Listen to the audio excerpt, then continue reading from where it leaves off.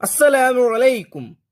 Class 5 ഫിഖ്ഹുൽ ഇസ്ലാമിലെ first പാർട്ടിലെ മൂന്നാമത്തെ പാഠത്തിന്റെ തദ്രീബാത്താണ് നോക്കുന്നത്. തദ്രീബാത്തെല്ലാം നോക്കുന്നതിനു മുമ്പ് കൂട്ടുകാർ ഈ പാഠം നല്ലവണ്ണം വായിച്ചിരിക്കുക. തദ്രീബാത്തിൽ മൂന്നാമത്തെ പ്രവർത്തനം നുജീബ്. 1. ഇസ്തിഹാദത്തുകാരി നിസ്കരിക്കുന്നതിന്റെ വിധി. ഉത്തരം നിർബന്ധം. 2. ഹൈല്, നിഫാസ് എന്നിവ പുറപ്പെടുന്നത് എവിടെ നിന്ന്? ഉത്തരം ഗർഭാശയത്തിൽ നിന്ന്. 3. ഹൈൽ ഉണ്ടാകുന്ന കുറഞ്ഞ പ്രായം എത്ര? ഉത്തരം 9 വയസ്സ്.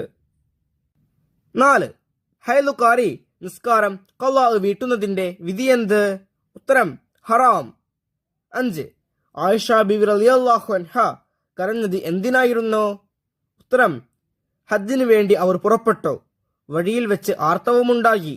അപ്പോൾ ഹജ്ജ് കർമ്മങ്ങൾ ചെയ്യാൻ കഴിയില്ലെന്ന് കരുതിയാണ് ആയിഷ റളിയല്ലാഹു അൻഹ കരഞ്ഞത്. 6. നബി സല്ലല്ലാഹു അലൈഹി വസല്ലമ ആയിഷ ബിബി റളിയല്ലാഹു അൻഹയെ സമാധാനിപ്പിച്ചത് എങ്ങനെ?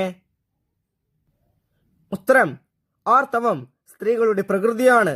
തവാഫ് ഒഴികെ ഹജ്ജിന്റെ കർമ്മങ്ങളെല്ലാം ചെയ്യുക എന്ന് പറഞ്ഞ് നബി സല്ലല്ലാഹു അലൈഹി വസല്ലമ ആയിഷ ബിബി റളിയല്ലാഹു അൻഹയെ ആശ്വസിപ്പിച്ചു.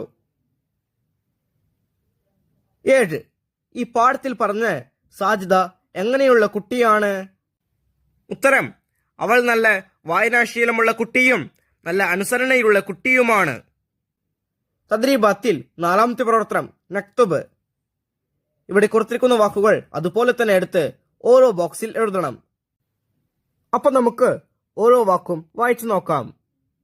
ഹൈലുൻ, നിഫാസുൻ, ഇസ്തിഹാലത്തുൻ. ഇപ്പുറത്ത് നോക്കൂ.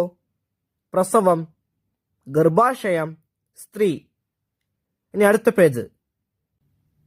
അദ്ദിമാഉ ത്വബീഇയ്യ, ഖളാഉൻ, നജസ്, ഹറാം, ആയിഷ, ഹജ്ജ്.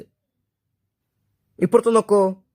രക്തം, പ്രായം, 15, സാജിദ, കരഞ്ഞു, വീട്ടുക.